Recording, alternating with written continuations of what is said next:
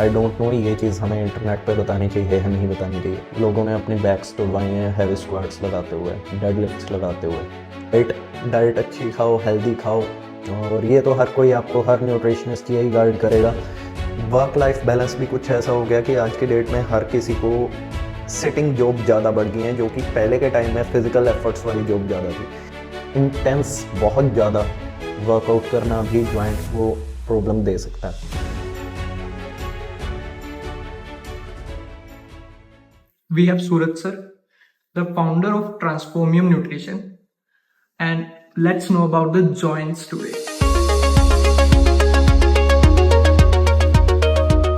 Hi sir. Hi. So let's start with the joints. Okay. So don't you think in India joints problem are increasing day by day and below age 30? Is it because of the lifestyle? Is it because of the diet? What do you think? Not only in India but in all over the world, this problem is getting severe day by day. Actually joint problems का main reason multiple factors हैं जो कि joint problems को increase कर रहे हैं आज के डेट में। अगर मैं फर्स्ट थिंग बताऊं तो मैंने अभी रिसेंटली एक पोस्ट देखी थी इंस्टाग्राम पे, the beach days during 80s and beach days आज की डेट में। तो उस टाइम पे हर कोई स्लिम होता था, सब लीन होते थे। आज की डेट में हर किसी हर लाइक बीच पे भी आप देखोगे तो ओबेसिटी बहुत ज़्यादा इंक्रीज हो चुकी है। तो मेन जहाँ तक मुझे लगता है जॉइंट प्रॉब्लम्स का जो एक सबसे बड़ा फैक्टर है वो है सेडेंटरी लाइफस्टाइल। आज की डेट में सबको पैसा कमाना, इंस्टाग्राम पे टाइम भी वेस्ट बहुत करना, स्क्रीन टाइम बहुत ज़्यादा इंक्रीज हो चुका है और फिज़िकल एक्टिविटीज़ बहुत ज़्यादा डिक्रीज हो चुकी हैं। उसकी वजह से एक ही जगह पे अगर मैं बात करूं तो वर्क लाइफ बैलेंस भी कुछ ऐसा हो गया कि आज की डेट में हर किसी को सिटिंग जॉब ज़्यादा बढ़ गई हैं, जो कि पहले के टाइम में फिजिकल एफर्ट्स वाली जॉब ज़्यादा थी। तो वो ज़्यादा देर तक प्रोलॉन्ग सिटिंग करने से मसल्स और जॉइंट्स दोनों वीक होते हैं। फर्स्ट फैक्टर तो यही है कि आपका सिटिंग, स्क्रीन टाइम, ये चीज़ें जो हैं इसको रिड्यूस करने से जॉइंट्स की प्रॉब्लम कम हो सकती हैं। Second, obesity for sure. जितना ज़्यादा वेट ज़्यादा होगा उतना ही जॉइंट्स के ऊपर स्ट्रेस ज़्यादा पड़ेगा। तो हमें खुद को किसी ना किसी फिज़िकल एक्टिविटी के अंदर एंगेज करना चाहिए, दो it be walking, swimming, playing tennis, running, jogging, what ever you like. कोई भी फिजिकल एक्टिविटी में खुद को एंगेज करो, एटलीस्ट डेली का 30 मिनट्स अपनी बॉडी को दो। आप अपनी बॉडी को दोगे, your body will thank you. आपका हार्ट हेल्थ अच्छी रहेगी, जॉइंट्स अच्छे रहेंगे, आपका ओवरऑल एनर्जी बढ़ेगी, आपकी मेंटल हेल्थ इंक्रीज होगी। और उसके बाद अगर मैं बात करूं ओबेसिटी और लाइफस्टाइल के अलावा तो डाइट भी कुछ ज़्यादा अच्छी नहीं रही है।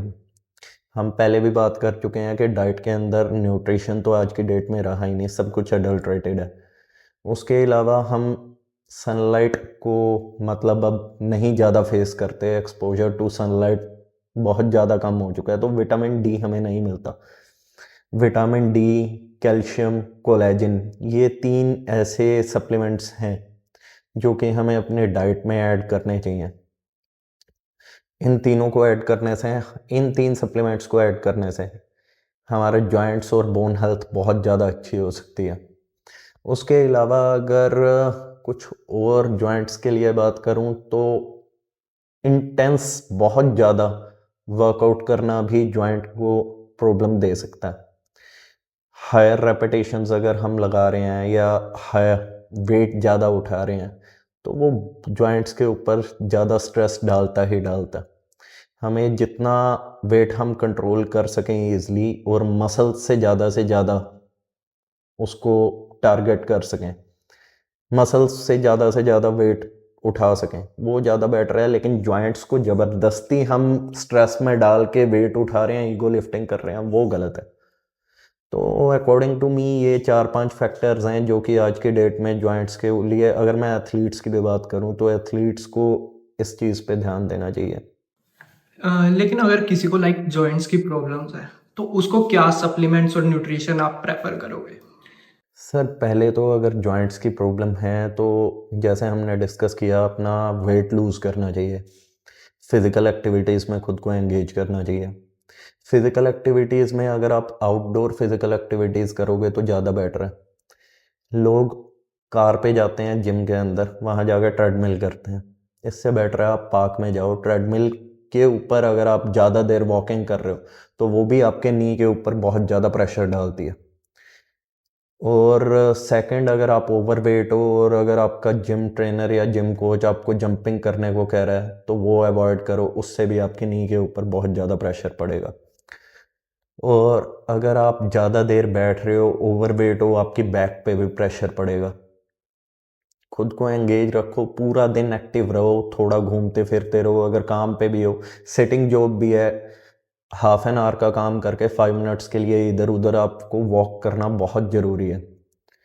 एंड देन अगर न्यूट्रिशन की बात करूं तो न्यूट्रिशन के अंदर आपको नॉन वेज, अगर आप नहीं खा सकते, वैसे तो नॉन वेज बहुत ज़्यादा ज़रूरी है आपके जॉइंट्स के लिए, बट अगर आप नॉन वेज नहीं खा सकते तो आपको एटलीस्ट सप्लीमेंट्स कंज्यूम करने चाहिए, विटामिन D3 एंड देन आपका कैल्शियम एंड कोलेजन। और थोड़ा बहुत अपने आप को सनलाइट में एक्सपोजर दोगे तो वो भी बहुत ज़्यादा अच्छा होगा। और अगर आप मॉर्निंग सनलाइट ले रहे हो जब सनराइज़ हो रहा है तो वो बेस्ट है आपके माइंड के लिए भी, आपके जॉइंट्स के लिए भी। अगर आप, मैं स्पिरिचुअली भी बात करूँ तो आपकी इनर एनर्जीज जो होंगी वो भी बहुत ज़्यादा अच्छी होंगी अगर आप मॉर्निंग सनलाइट ले रहे हो जब सनराइज़ हो रहा है उस टाइम पे। सनराइज़ जब होता है उस टाइम पे जो सन की रेज होती हैं वो डायरेक्टली प्लांट्स पे जब गिरती हैं, टच करती हैं, वो फ्रेश फोटोसिंथेसिस के साथ जो ऑक्सीजन प्रोड्यूस होती है वो जो आपकी बॉडी को मिलती है, दैट इज़ मिरेकलस। तो सुबह उठो, आप सनराइज से पहले अगर उठना शुरू कर सकते हो, 30 मिनट्स के लिए प्लांट्स के आसपास अपना वर्कआउट कर सकते हो, ट्रीज़ के पास, तो that will be like magical to your body, not only for joints but पूरी बॉडी के लिए ही। तो सर लेकिन आजकल के यूथ में ये कंपटीशन हो गया है कि उनको हैवी टू हैवी जाना है, तो वो क्या जॉइंट्स पे इफेक्ट करता है? डेफिनेटली करता सर। एक ईगो लिफ्टिंग की वजह से आपका मसल भी इंजर हो सकता है और जॉइंट्स भी। ऐसे केसेस बहुत हुए हैं कि जॉइंट, अगर आप, वैसे इंस्टाग्राम आजकल हर कोई देखता है तो जिम फेल्स के नाम से बहुत चीज़ें आती हैं। लोगों ने अपनी बैक्स तोड़वाई हैं हैवी स्क्वाट्स लगाते हुए, डेडलिफ्ट्स लगाते हुए, चेस्ट का पैक टीयर हुआ है हैवी लगाते हुए, मतलब वो तो चलो मसल हो गया, बट जॉइंट्स के ऊपर बहुत ज़्यादा स्ट्रेस डालते हैं हम हैवी ट्रेनिंग के टाइम पे। According to me, if you can't go 10 reps in a weight without any support in proper form, तब तक आपको वेट नहीं इंक्रीज करना चाहिए। आप ओनली 1 rep मैक्स, आजकल वो है आपका, you have to hit your PR, अपना पर्सनल रिकॉर्ड तोड़ना है, 1 rep मैक्स लगाना है, दैट इज़ वेरी डेंजरस। आप पावर लिफ्टर नहीं हो। आप अपनी फिज़िकल फिटनेस के लिए, वैसे भी आजकल यूथ किस लिए जिम जाता है, स्नैपचैट पे डालने के लिए, इंस्टाग्राम पे डालने के लिए, एब्स चाहिए उन्हें। तो आप ईगो लिफ्टिंग क्यों कर रहे हो? आप अपने मसल्स को टारगेट करो, कॉन्ट्रैक्ट करो, स्ट्रेच करो, हाइपरट्रॉफी में लेके जाओ, बट इतना ज़्यादा वेट उठाने की नहीं ज़रूरत है। जब तक आप, अगर 50 kg आप एक बारबल पर डाल के लगा रहे हो, 50 kg में आप इजीली 10 reps तक नहीं जा पा रहे विदाउट एनी सपोर्ट, तो तब तक आप वेट मत इंक्रीज करो। अपनी बॉडी की, अपने मसल्स की पहले स्ट्रेंथ वहाँ तक लेके जाओ कि आप 50 kg में 10 reps पुश कर सको, उसके बाद आप अपना वेट बढ़ाओ। जिम के अंदर वॉकिंग, रनिंग जिम के अंदर करने के लिए नहीं बनी है। ठीक है, ट्रेडमिल आ गई, साइकिलिंग आ गई, वो आपका क्रॉस टर्नर आ गया, स्टेयर मास्टर आ गया, बट ये सारी चीज़ें अगर आप नेचुरल वे में, आप ग्राउंड में, पार्क में, किसी इंक्लाइन प्लेन पे ये सब करोगे तो वो बहुत ज़्यादा अच्छा होगा rather then in your gym. आप अब, लोग ट्रेडमिल के ऊपर आधा आधा 1-1 घंटा वर्कआउट करते हैं, आपने भी शायद देखा होगा, ट्रेडमिल के ऊपर ही चलते रहते हैं, चलते रहते हैं, चलते रहते हैं। वो बहुत ज़्यादा स्ट्रेस डालता है आपकी नीज़ के ऊपर। और हम ओनली फोकस्ड हैं अपने मसल्स के ऊपर, मसल अच्छा बिल्ड करना है, मसल बिल्ड बिग, अपना बिगर, अपने राउंडेड शोल्डर्स दिखाने हैं, अच्छा पम्प्ड चेस्ट दिखानी है, बाइसेप्स आर्म्स बड़े दिखने चाहिए, हमारे लेग्स बड़े दिखने चाहिए। बट जॉइंट्स के लिए हम नहीं सोचते। आपको अपनी फ्लेक्सिबिलिटी, स्ट्रेचिंग के ऊपर भी ध्यान देना चाहिए। जितने ज़्यादा आपके मसल्स फ्लेक्सिबल और स्ट्रेच होंगे, उतना कम आपके जॉइंट्स पे स्ट्रेन पड़ेगा। तो अगर आप 1 आवर वर्कआउट कर रहे हो, हैवी इंटेंसिटी ट्रेनिंग कर रहे हो, तो उसके बाद एटलीस्ट 15 मिनट्स अपने बॉडी के लिए, स्ट्रेचिंग के लिए स्पेयर रखो। 15 मिनट्स अपनी बॉडी को स्ट्रेच करो, उसे फ्लेक्सिबल बनाओ। आपके जॉइंट्स बहुत ज़्यादा रिलैक्स फील करेंगे अगर आपके मसल स्ट्रेच्ड हैं। Even you have a product जो जॉइंट्स के लिए हेल्प करता है, या तो उसके बारे में थोड़ा। जॉइंट्स के लिए जो हमारा प्रोडक्ट हेल्प करता है, दैट इज़ एपिजेनिन। एपिजेनिन एक ब्लेंड है आपका vitamin D3, collagen peptides, hyaluronic acid, आपका MSM एंड ग्लूकोसामाइन। तो बेसिकली ये ब्लेंड हमने बनाया ही जॉइंट्स के लिए, आपके कार्टिलेज को हेल्दी रखने के लिए, जॉइंट्स की लुब्रिकेशन बढ़ाने के लिए, स्ट्रेंथन ऑफ जॉइंट्स करने के लिए। तो इसमें मेन इंग्रेडिएंट्स जो मैंने आपको बताए हैं वो सब जॉइंट्स को ही कॉम्प्लीमेंट करते हैं, मेनली उसका काम यही है। तो अगर मैं उन्हें ब्रीफली डिफाइन करूं, जो हमने यूज़ किया है collagen, that is blend of multiple collagens, type 1, 2, 3, तीनों कोलेजन हमने यूज़ किए हैं, जो कि वेरिएबल सोर्सेज से हमने डिराइव किए हैं। वो मैं नहीं बता सकता हमने कौन कौन से, that is our trade secret, कि हमने कौन कौन से इसके अंदर कोलेजन यूज़ किए हैं। तो वो कोलेजन का बेसिकली बेनिफिट ये होता है, आफ्टर 30 आपके जॉइंट्स में से, आपके कार्टिलेज में से वैसे ही नॉर्मली कोलेजन कम होना शुरू हो जाता। कोलेजन कम होने की वजह से आपके जॉइंट्स की फ्लेक्सिबिलिटी ख़त्म होती है। फ्लेक्सिबिलिटी ख़त्म होती है, आपके कार्टिलेज वीक पड़ने लग जाती है, और आपकी बोन्स आपस में फ्रिक्शन के साथ एक दूसरे से जब भी आप कोई मूवमेंट करते हो तो टकराने लग जाती है। You must have heard clicking sound while lifting weights, कड़क कड़क कड़क कड़क, मेनली जॉइंट्स, आपका शोल्डर जॉइंट्स में, नी जॉइंट्स में। तो वो इसी वजह से आती है, कोलेजन आपकी बॉडी में जब कम होना शुरू हो जाता है। इसलिए आपकी बॉडी को कोलेजन की सप्लीमेंटेशन की बहुत ज़्यादा नीड है आज की डेट में, क्योंकि आप जो नॉन वेज खाते हैं उनको तो वैसे कोलेजन मिल जाता, जो वेज डाइट पे हैं उनको कोलेजन मिलना बहुत ज़्यादा मुश्किल होता।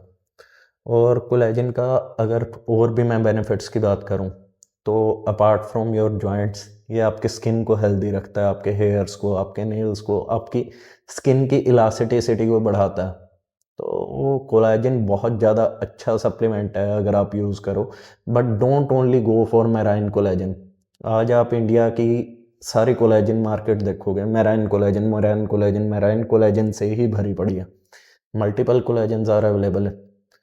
आपका एग शेल कोलेजन होता है, चिकन कोलेजन होता है, बोवाइन कोलेजन होता है, मेराइन कोलेजन होता है, फिफ्थ कोलेजन एक और है जो कि मेरा पर्सनली, मैं नहीं उसके लिए रिकमेंड करता, कोज वो कुछ रिलीजियस इश्यूज़ को भी बढ़ावा देता है। तो इस वजह से वो वाला कोलेजन तो हम वैसे खुद भी नहीं यूज़ करते।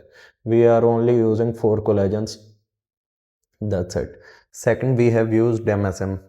MSM is basically a naturally occurring sulfur compound in your body, और इसका मेन बेनिफिट ये होता है, ये नेचुरली आपकी कार्टिलेज के अंदर कोलेजन और ग्लूकोसामाइन के प्रोडक्शन में हेल्प करता।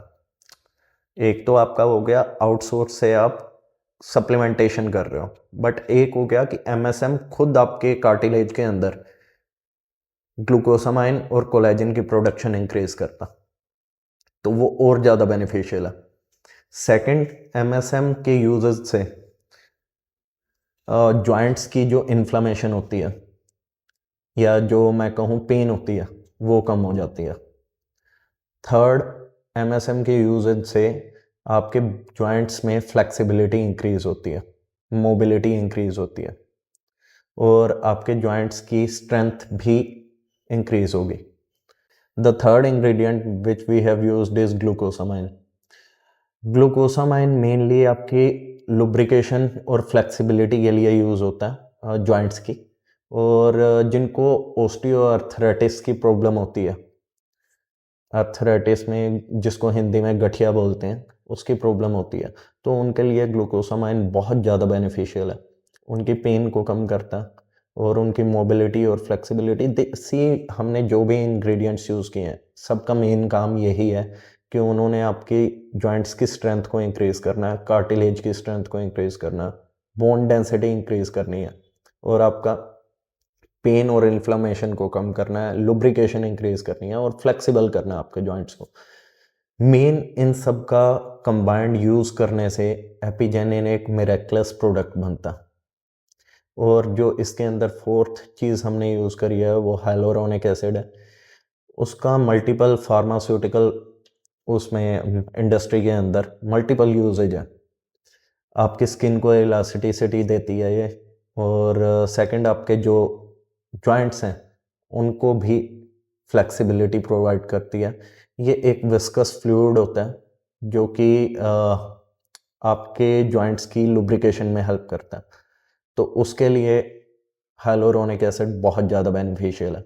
तो ये सारे प्रोडक्ट्स, सारे इंग्रेडिएंट्स कंबाइन करके हमने साइंटिफिकली प्रूवन ये सारे इंग्रेडिएंट्स यूज़ किए हैं जो कि डेफिनेटली आपके जॉइंट्स की हेल्थ के लिए बहुत ज़्यादा इम्पोर्टेंट है। और ये मैं नहीं कहता, ये हमारे यूज़र्स के रिव्यू हैं।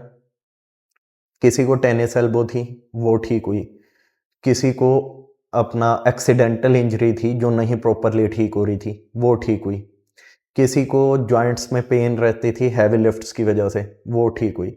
तो बेसिकली एपिजेनिन एक ऐसा सप्लीमेंट है जो कि आपके स्पोर्ट्स इंजरी को रिकवर करेगा, आपके जॉइंट्स हेल्थ को अच्छा रखेगा, आपके कार्टिलेज, आपके टेंडेंट्स, लिगामेंट्स और बोन हेल्थ, इन सब को अच्छा रखेगा। और अपार्ट फ्रॉम दिस आपके स्किन को और मसल्स को, आपके स्केलेटल सिस्टम को, आपके स्केलेटल मसल्स को भी हेल्दी रखेगा। So, there are many supplements brand in the Yeah. industry जो joints के लिए specifically बनवाते हैं. So, हाँ। how Epigenin is different from all those? इसकी अगर मैं आपको एक ट्रू स्टोरी बताऊं तो आज की डेट में हर ब्रांड एपिजेनिन के पीछे पड़ा, हमें apigenin banana. I don't know ये चीज़ हमें इंटरनेट पे बतानी चाहिए या नहीं बतानी चाहिए, बट एपिजेनिन का जो हमने ब्लेंड ऑफ कोलेजन यूज़ किया, that is our trade secret. वो ये है मैजिकल जिसकी वजह से एपिजेनिन के रिजल्ट्स मार्केट में सुपीरियर हैं।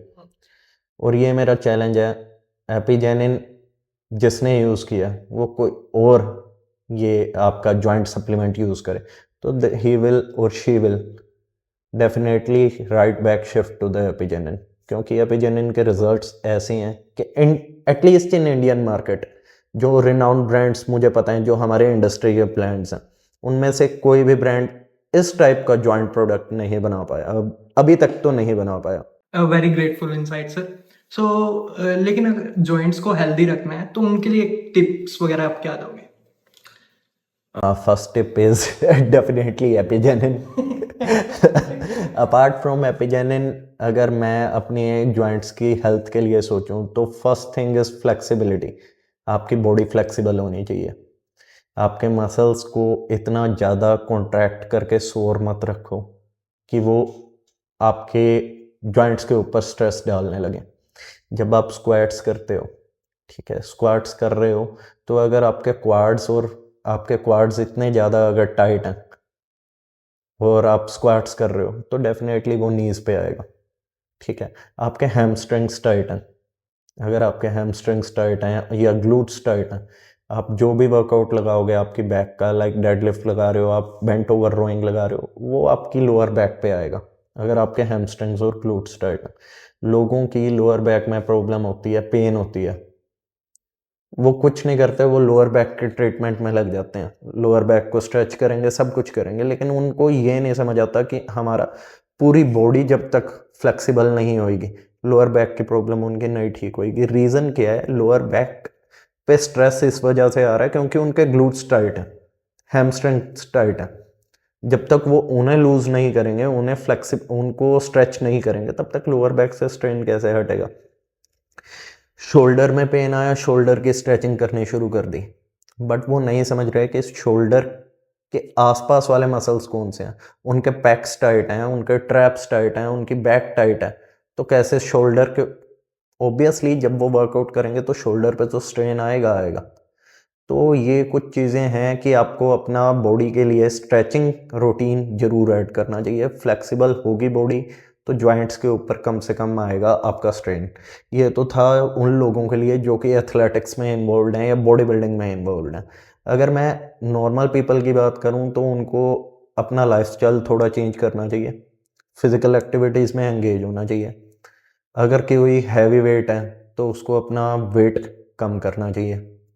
थर्ड, एक, आई डोंट नो ये कितना सच है क्योंकि मैं डॉक्टर नहीं हूँ, बट मैंने कुछ रिपोर्ट्स पढ़ी हैं कि स्मोकिंग से भी आपका जॉइंट्स पे इफ़ेक्ट आता है और जॉइंट्स वीक होते हैं, तो स्मोकिंग क्विट करने देनी चाहिए अगर आपके जॉइंट्स में पेन रहती है। मैंने ये रिपोर्ट पढ़ी थी, आई डोंट नो इसमें कितना सच है या कितना नहीं। उसके बाद स्क्रीन टाइम थोड़ा कम करो क्योंकि स्क्रीन टाइम की वजह से हमारा पोस्चर बहुत ज़्यादा ख़राब होता है। फ़ोन अगर हम चलाएंगे, हम ऐसे बैठ के चलाएंगे, कोई भी ऐसे बैठ के नहीं चलाएगा, तो यहाँ पे स्ट्रेन आएगा आएगा। ओके।